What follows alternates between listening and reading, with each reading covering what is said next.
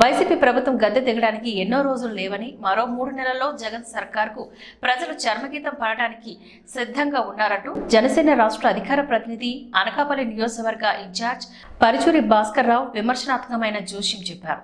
మంగళవారం స్థానిక జనసేన పార్టీ కార్యాలయంలో విలేకరుల సమావేశాన్ని ఏర్పాటు చేశారు. ఈ సందర్భంగా ఆయన మాట్లాడుతూ, ఇటీవల విశాఖలో జరిగిన జనసేన పిఎస్సి అధ్యక్షులు నాదెండ్ల మనోహర్ అరెస్టుపైన అనకాపల్లి నియోజకవర్గ ఇన్ఛార్జ్ భాస్కర్ రావు తీవ్ర ఆవేదన వ్యక్తం చేశారు.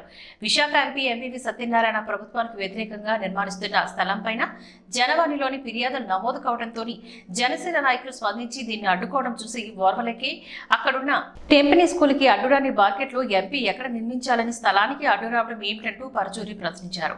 పవన్ కళ్యాణ్ చేస్తున్న జనవాణి కార్యక్రమంలో అనేక ఫిర్యాదులు రావడంతో జనసేన నాయకులు స్పందిస్తే అక్రమ అరెస్టులు చేయడం ఏంటి అంటూ పరుచూరి ప్రశ్నించారు. ఆ బార్గేట్స్ తీసేయమని నేనే లెటర్ ఇచ్చాను, నేను చెప్పాను, వాళ్ళు తీయట్లేదు అని అంటారు. మీకు తెలీదా?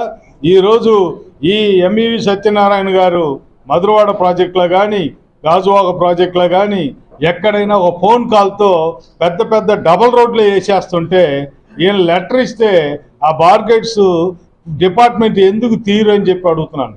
ఇవన్నీ నాటకాలు.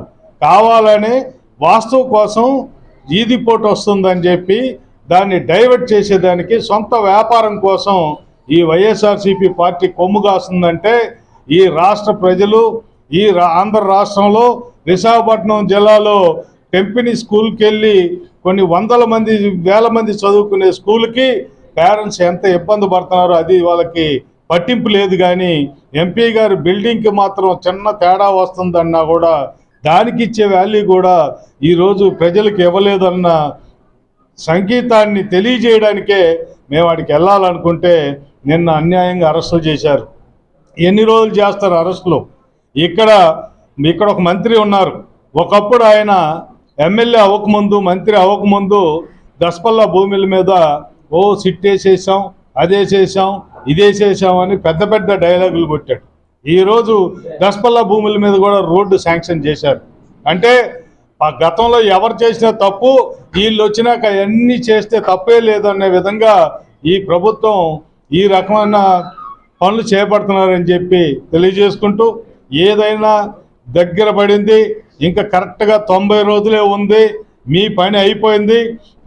ఎక్కడెక్కడ తప్పులు జరిగాయో అవన్నీ కూడా తిరిగి దాన్ని తీసుకొచ్చి వాటికి మీరు సమాధానం చెప్పే విధంగా రాబోయే రోజుల్లో ఖచ్చితంగా పనులు చేపడతాం.